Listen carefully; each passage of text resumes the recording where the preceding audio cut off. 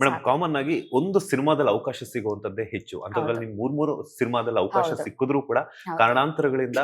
ಬೇರೆ ಆಗ್ತೀರಾ because ಹಿಂಜರಿತೀರಾ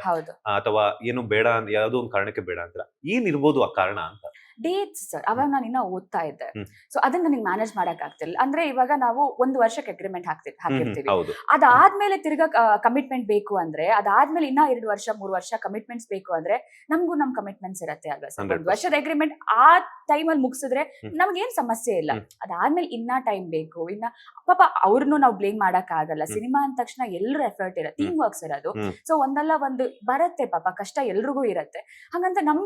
life ಅಲ್ಲೂ ಅದಿರತ್ತೆ ಅಲ್ವಾ ಸರ್ ಆ ಹೊತ್ತಲ್ಲಿ ನೀವು ನನಗೆ ಸಿನಿಮಾ ಮುಗಿಸ್ಕೊಡ್ತೀರಾ ಅಂದ್ರೆ ಖಂಡಿತವಾಗ್ಲೂ ಇದೀನಿ ನಾನು ಸೊ ಅದಾದ್ಮೇಲೂ ಕಾಯ್ತೀನಿ ನಾನು ಅದಾದ್ಮೇಲೆ ತಿರ್ಗಾ ನನ್ನ ಲೈಫು ಇರತ್ತೆ ಸೊ ನಾನು ಅದನ್ನ ನೋಡ್ಕೋಬೇಕಾಗತ್ತೆ ನಂದು ಪರ್ಸನಲ್ ಇಶ್ಯೂಸ್ ಇರತ್ತೆ ಸೊ ಅದೆಲ್ಲ ಕಾರಣದಿಂದಾಗಿ ಆಚೆ ಈಚೆ ಆಯ್ತು ಬಿಟ್ರೆ ಓದು ಮೇನ್ ನನ್ನದು ನಮ್ಮಾಗ ಒಂದು ಆಸೆ ಇದ್ದಿದ್ದು ಫಸ್ಟ್ ಓದ್ ಮುಗಿಸ್ಕೊ ಆಮೇಲೆ ನೀನ್ ಏನ್ ಬೇಕಾದ್ರೂ ಮಾಡು ನೀನ್ ಬಿಟ್ಬಿಡ್ತೀನಿ ಫಸ್ಟ್ ಕಂಪ್ಲೀಟ್ ಮಾಡು ಸೊ ಅದೊಂದು ರೀಸನ್ ನನಗೆ ಸ್ವಲ್ಪ ಓದ್ ಕಂಪ್ಲೀಟ್ ಮಾಡೋ ತನಕ ಕಷ್ಟ ಆಗ್ತಾ ಇತ್ತು ಈಗ ಇಂಡಸ್ಟ್ರಿಗೆ ಬರಬೇಕು ಅಂತಂದಾಗ ಮನೆಯವರ ಸಪೋರ್ಟ್ ಅನ್ನು ತುಂಬಾ ಇಂಪಾರ್ಟೆಂಟ್ ಆಗುತ್ತೆ ಸೊ ನಿಮ್ಮ ಮನೆಯವರ ರಿಯಾಕ್ಷನ್ ಹೇಗಿತ್ತು ಡೆವಿಲ್ ಸಿನಿಮಾಗೆ ಆಯ್ಕೆ ಆಗಿದ್ದೀರಿ ಅಂತ ಗೊತ್ತಾದ ತಕ್ಷಣ ನೀವು ಯಾರ ಜೊತೆ ಶೇರ್ ಮಾಡಿದ್ರಿ ಮೊಟ್ಟ ಮೊದಲ ಬಾರಿಗೆ ನಾನು ಆಡಿಷನ್ಸ್ ಕಾಲ್ ಇದ್ದಿದ್ದಲ್ವಾ ಸೊ ಆಡಿಷನ್ಸ್ ಹೋಗ್ಬೇಕಂದ್ರೆ ನಮಗೆಲ್ಲ ಹೇಳಿರ್ಲಿಲ್ಲ ಬಿಕಾಸ್ ಯಾರು ಇದೆಲ್ಲ ಅಷ್ಟು ದೊಡ್ಡ ಪ್ರೊಡಕ್ಷನ್ ಹೌಸ್ ಅಂತ ಸ್ಟಾರ್ ಜೊತೆಲ್ಲ ಹೌದಾ ಸಡನ್ ಆಗಿ ಸಿಗೋದು ಹೌದಾ ಸುಮ್ನೆ ಟ್ರೈ ಮಾಡೋಣ ನನ್ಗೂ ಎಕ್ಸ್ಪೀರಿಯನ್ಸ್ ಆಗತ್ತೆ ಅಂತ ನಾನು ಹೋಗಿರೋದು ಅಮ್ಮ ಹೇಳಿರ್ಲಿಲ್ಲ ಸೊ ಆಡಿಷನ್ ಸೆಲೆಕ್ಟ್ ಆದ್ಮೇಲೆ ನನಗೆ ಗೊತ್ತಾಗಿದ್ದು ನಿಜವಾಗ್ಲೂ ಸೆಲೆಕ್ಟ್ ಆಗ್ಬಿಟ್ಟ ಅಂತ ಸೊ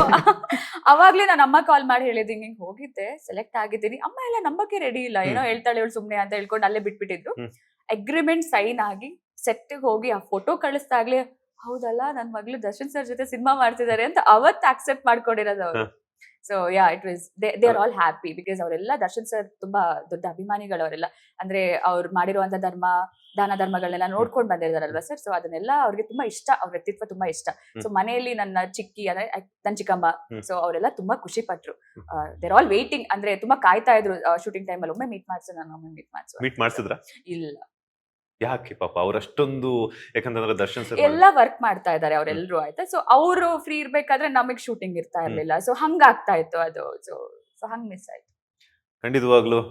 ರಿಲೀಸ್ ಆದ್ಮೇಲೆ ಒಂದು ಸಕ್ಸಸ್ ಪಾರ್ಟಿಯಲ್ಲೇ ಮೀಟ್ ಆಗುವಂತ ಚಾನ್ಸ್ ಸಿಗ್ಲಿ ಸೊ ಮನೆಯೇ ಮೊದಲ ಪಾಠಶಾಲೆ ಅಂತಾರೆ ತಾಯಿಯೇ ಮೊದಲ ಗುರು ಅಂತಾರೆ ಸೊ ನಿಮಗೆ ನಿಮ್ಮ ಮನೆಗೂ ಅವಿನಾಭಾವ ಸಂಬಂಧ ಒಳ್ಳೆ ಬಾಂಡಿಂಗ್ ಇದೆ ಸೊ ರಚನಾ ರೈ ಅವರು ಆಕ್ಟ್ರೆಸ್ ಆಗಿ ಈಗ ಎಲ್ರಿಗೂ ಪರಿಚಯ ಆಗಿದ್ದಾರೆ ಸೊ ಪರ್ಸನಲ್ ಲೈಫ್ ಬಗ್ಗೆ ಏನಾದ್ರೂ ರಚನಾ ಅವರ ಬಗ್ಗೆ ತಿಳ್ಕೊಳ್ಳುವಂತದ್ದಾದ್ರೆ ಏನಾದ್ರೂ ಹೇಳುವಂತದ್ದಾದ್ರೆ I am a very simple girl sir ನಾನ್ ನನ್ನನ್ನೇ ಬ್ಯುಸಿಯಾಗಿ ಇಟ್ಕೊಳ್ಳೋ ಅಂತೋಳು ನಾನು ಹೊರಗಡೆ ಹೋಗೋದ್ ಕಮ್ಮಿ ತುಂಬಾ ರೇರ್ ಆಗಿ ಆಚೆ ಹೋಗ್ತೀನಿ ನಾನು ಇಲ್ಲ ನಾನಾಯ್ತು ನನ್ ಮನೆ ಆಯ್ತು ಸೊ ನನ್ ಮನೇನೆ ಒಂಥರ ಮಿನಿ ಝೂ ನಿಮ್ಗೆ ಮನೆಗೆ ಎಂಟ್ರ್ ಆದ ತಕ್ಷಣನೇ ಪ್ರಾಣಿ ಪಕ್ಷಿ ಅದೆಲ್ಲ ಇರತ್ತೆ ಸೊ ನಂಗೆ ಅದೇ ಪ್ರಪಂಚ ಅದ್ ಬಿಟ್ಟು ನಾನು ಆಚೆನೆ ಬಂದಿಲ್ಲ ಸೊ ನನ್ ಬರಕ್ಕೂ ಇಷ್ಟ ಇಲ್ಲ ಅಲ್ಲೇ ಇರ್ತೀನಿ ಅದ್ ಬಿಟ್ರೆ I am a very spiritual women so temple ಇದೇ ನನ್ ಪ್ರಪಂಚ ಬರೀ ಟೆಂಪಲ್ ಸುತ್ತು ಪ್ರಾಣಿಗಳ ಜೊತೆ ಇರು ಅಮ್ಮ ಜೊತೆ ಇರು ಅಷ್ಟೇ ಇದೇ ನನ್ ಪ್ರಪಂಚ ಇದು ಬಿಟ್ರೆ there is nothing in my life Rachana Rai ಅವರು ತುಂಬಾ ನಂಬುವಂತಹ ದೇವರು ಅಂತಂದ್ರೆ ಯಾರು ನಮ್ಮನೆ ದೈವ ಜುಮಾದಿ ಅಪ್ಪೆ ಜುಮಾದಿ ಅಂಡ್ ಅಪ್ಪೆ ಕಲ್ಲುರಟಿ ಪಂಜುರ್ಲಿ ಸೊ ನಮ್ಮ ಮನೇಲಿ ತುಂಬಾ ದೈವಗಳಿದೆ ಇದೇ ಮೇನ್ ಫಸ್ಟ್ ಅದಾದ್ಮೇಲೆ ಕುಕ್ಕೆ ಸುಬ್ರಹ್ಮಣ್ಯ ನನ್ ಭಾರಿ ಪ್ರೀತಿಯ ದೇವ್ರು ಸೊ ನಾನ್ ನಂಬುವಂತ ದೇವ್ರು ಈ ಬ್ಯೂಟಿಗೆ ಒಂದ್ಸಲ ಅಲ್ಲ ಪದೇ ಪದೇ ಸೋತ್ ಬಿಡ್ತಾ ಇದೀನಿ ನೋಡ್ತಾ ಇದ್ರೆ ಸೊ ಒಂದೇ ಒಂದು ಸಲ ಸೋತು ಬಿಡೇನಿ ಈ ಒಂದು ಸಾಂಗ್ ರಿಲೀಸ್ ಆದ್ಮೇಲಂತೂ ರಚನಾ ರೈ ಅವರ ಒಂದು ಬ್ಯೂಟಿ ಆಗಿರ್ಬೋದು ಇನ್ನೊಂದಷ್ಟು ಜನಕ್ಕೆ ಪಸರಿಸ್ತು ಅವ್ರ ಬಗ್ಗೆ ತಿಳ್ಕೊಳ್ಳುವಂತದಾಗ ಯಾರು ಗುರು ಈ ಬ್ಯೂಟಿ ಇಷ್ಟು ದಿನ ಎಲ್ಲಿದ್ರು ಈ ಕರಾವಳಿ ಕ್ಯೂಟಿ ಅಂತ ಹೇಳ್ಬಿಟ್ಟು ಸೊ ಸಾಂಗ್ ಬಗ್ಗೆ ಸಾಂಗ್ ಮೇಕಿಂಗ್ ಬಗ್ಗೆ ಸಾಂಗ್ ಅಲ್ಲಿ ಆಕ್ಟ್ ಮಾಡಿದಂತಹ ದರ್ಶನ್ ಸರ್ ಅವರ ನಿಮ್ಮ ಬಗ್ಗೆ ಹಾಗೇನೆ ಈ ಒಂದು ಸಾಂಗ್ ಎಕ್ಸ್ಪೀರಿಯನ್ಸ್ ಬಗ್ಗೆ ಹೇಳೋದಾದ್ರೆ ಸೊ ಥೈಲ್ಯಾಂಡ್ ಅಲ್ಲಿ ಶೂಟ್ ಮಾಡಿದ್ ನಾವು ಫಸ್ಟ್ ಥೈಲ್ಯಾಂಡ್ ಅಂತ ಇರ್ಲಿಲ್ಲ ಬೇರೆ ಕಡೆ ಪ್ಲಾನ್ ಮಾಡಿದ್ವಿ ಬಟ್ ಸಮ್ ರೀಸನ್ ಅದನ್ನ ಶೂಟ್ ಮಾಡಕ್ ಆಗಿಲ್ಲ ಆ ಲೊಕೇಶನ್ ಅಲ್ಲಿ ಸೊ ಥೈಲ್ಯಾಂಡ್ ಅಂತ ಫಿಕ್ಸ್ ಆದ್ವಿ ಸೊ ಥೈಲ್ಯಾಂಡ್ ಅಂದ ತಕ್ಷಣ ನಿಮಗೆ ಗೊತ್ತು beach first of all sunlight ಅಲ್ಲಿ ಹೋಗಿ ಬಂದವ್ರಂತೂ 1-2 ಶೇಡ್ ಡಾರ್ಕ್ ಆಗಿನೇ ಬರೋದು ಬಿಟ್ರೆ ನಾರ್ಮಲ್ ಆಗಿ ಯಾರು ಬಂದಿಲ್ಲ ಐ ಗೆಸ್ ಸೊ ಆ ಬಿಸಿಲಲ್ಲಿ ಆ ಸ್ಯಾಂಡ್ ದೆಗೆಯಲ್ಲಿ ಆಮೇಲೆ ನಿಮ್ಗೆ ಬೀಚ್ ಅಂದ ತಕ್ಷಣ ನಾವು ಮಂಗಳೂರವ್ರಿಗೆ ಅದು ದೊಡ್ಡ ವಿಚಾರ ಅಲ್ಲ because we survive at however so ಆ ಬಿಸಿಲು ಅಂಡ್ ಅದು ಹ್ಯೂಮಿಡ್ ಇದೆ ಗೊತ್ತಾ ಆ ಸ್ಟಿಕಿನೆಸ್ ಸೊ ಅದ್ರಲ್ಲಿ ಶೂಟ್ ಮಾಡೋದಂತ ಹೇಳಿದ್ರೆ ತುಂಬಾ ಕಷ್ಟವಾದ ಸನ್ನಿವೇಶ ಅಂಡ್ ಅದು ನಿಮಗೆ ಸ್ಪೆಷಲ್ ಆಗಿ ಹೇಳ್ಬೇಕು ಅಂದ್ರೆ ಅವತ್ತೊಂದಿನ ಏನಾಗಿತ್ತು ಅಂದ್ರೆ ಸೆಕೆಂಡ್ ಡೇ ಆಫ್ ಶೂಟ್ 10 ವರ್ಷದಲ್ಲಿ ಬರ್ದೇ ಇರೋಂತ ಬಿರುಗಾಳಿ ಆ ದಿನ ಬಂದಿತ್ತು 10 ವರ್ಷದಲ್ಲಿ ಅಲ್ಲಿ ಸ್ಟಾರ್ಮ್ ಬಂದಿರ್ಲಿಲ್ವಂತೆ ಅದೇ ದಿನ ಬಂದಿದ್ದು ಸೊ ಅದ್ ಹೆಂಗ್ ಬಂದಿತ್ತು ಅಂದ್ರೆ ಎಲ್ಲಾ ಸ್ಯಾಂಡ್ ಮುಖಕ್ಕೆ ಹೊಡೆದಿರೋದು, ಕ್ಯಾಮರಾ ಇತ್ತು ಅಂಡ್ ಮೇಲೆ ಇದೆಲ್ಲ ಏನು ಕವರ್ ಮಾಡಿರ್ತಾರೆ ಗೊತ್ತಾ ಅಲ್ಲಿ ಹಟ್ಟಿಗಳು, ಅದೆಲ್ಲ ಕಿತ್ಕೊಂಡು ಹೋಗ್ಬಿಟ್ಟಿರೋದು, ಮರ ಎಲ್ಲ ಪಟ್ ಅಂತ ನಮ್ ಮುಂದೆನೆ ಮುರಿದು ಬೀಳ್ತಾ ಇತ್ತು. ಸೊ ನಾವು ಐಲ್ಯಾಂಡ್ ಅಲ್ಲಿ ಇರೋದ್ರಿಂದ ನಾವ್ ಆಚೆ ಹೋಗ್ಬೇಕಂದ್ರೂ ಬೋಟಲ್ಲೇ ಹೋಗ್ಬೇಕು. ಅಲ್ಲಿ ನೀರ್ ಏರಿಳಿತ ಆಗ್ತಾ ಇದೆ, ಬಿಗ್ ವೇವ್ಸ್ ಬರ್ತಾ ಇದೆ, ಅದು ಸೆಟ್ಲ್ ಆಗದೆ ನಾವೆಲ್ಲ ಹೋಗಂಗೇ ಇಲ್ಲ, ನಾವಿಲ್ಲೇ. ಸೊ ಅದೊಂದ್ ಭಯ ಆಗಿತ್ತು, ಏನಾಗತ್ತೆ ಅಂತ ಗೊತ್ತಿರ್ಲಿಲ್ಲ, ನಾವ್ ಇಲ್ಲೇ ಸ್ಟಕ್ ಆಗ್ತೀವೇನೋ ಅನ್ಕೊಂಡಿದ್ದೆ. ಸೊ ಅದು ದೇವ್ರ ದಯದಿಂದ that was one experience I think I carry throughout. So ಅದು ನಾನು ಯಾವತ್ತೂ ಮರೆಯಲ್ಲ ಆ ಎಕ್ಸ್ಪೀರಿಯನ್ಸ್ ನ. So it was fun. Song ಬಗ್ಗೆ ಹೇಳೋದಾದ್ರೆ ದರ್ಶನ್ ಸರ್ ಒಟ್ಟಿಗೆ ಒಂದು ಡ್ಯೂಯೆಟ್ ಆಗೋವಂಥದ್ದು, ರೊಮ್ಯಾನ್ಸ್ ಮಾಡುವಂತದ್ದಾಗಿರ್ಬೋದು,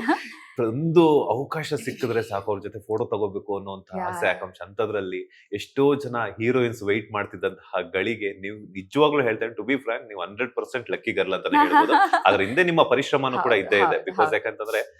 ಚಾನ್ಸ್ ಸಿಕ್ಕಿದ ತಕ್ಷಣ ಓಕೆ ಎಕ್ಸೈಟ್ಮೆಂಟ್ ಎಲ್ಲ ಇರುತ್ತೆ, ಬಟ್ ಅದರಲ್ಲಿ ಅವರೊಟ್ಟಿಗೆ ಆಕ್ಟ್ ಮಾಡ್ಬೇಕು ಅಂತಂದ್ರೆ ನಿಮ್ಮ ಪರಿಶ್ರಮ ಅನ್ನೋದು 100% ಬೇಕೇ ಬೇಕು. ಸೊ ಹೆಂಗಿತ್ತು ಆ ಸಾಂಗ್ ಶೂಟ್ ಮಾಡ್ಬೇಕಾದ್ರೆ? ನಾನ್ ಲಕ್ ಖಂಡಿತವಾಗ್ಲೂ ಇದೆ ಈ ಸಿನಿಮಾಗೆ, ಲಕ್ ಖಂಡಿತವಾಗ್ಲೂ ಇದೆ, ಮ್ಯಾಟರ್ ಆಗುತ್ತೆ. ಬಟ್ ಅದೇ ಲಕ್ಗೆ ನಾನು ಅಷ್ಟೇ ಹಾರ್ಡ್ ವರ್ಕ್ ಕೂಡ ಮಾಡಿದ್ದೀನಿ. So I believe hard work ಮಾಡಿದ್ರೆ ಆ ಲಕ್ ಜೊತೆಗೆ ಸೇರಿದ್ರೇನೆ ಈ ಅದೃಷ್ಟ ಅಂತ ಅನ್ನೋದು, ಅಂದ್ರೆ ಈ ಅವಕಾಶ ಅಂತ ಅನ್ನೋದು ಸಿಗೋದು. ಸೊ ಅದಾದಾಗ ಅದೇ ಹೇಳಿದ್ನಲ್ಲ ಸರ್, ಅದನ್ನ ಹೆಂಗ್ ಎಕ್ಸ್ಪ್ರೆಸ್ ಮಾಡ್ಲಿ ಅಂತ ಗೊತ್ತಾಗ್ತಿಲ್ಲ ನನಗೆ. ಅಂತ ಸೂಪರ್ ಸ್ಟಾರ್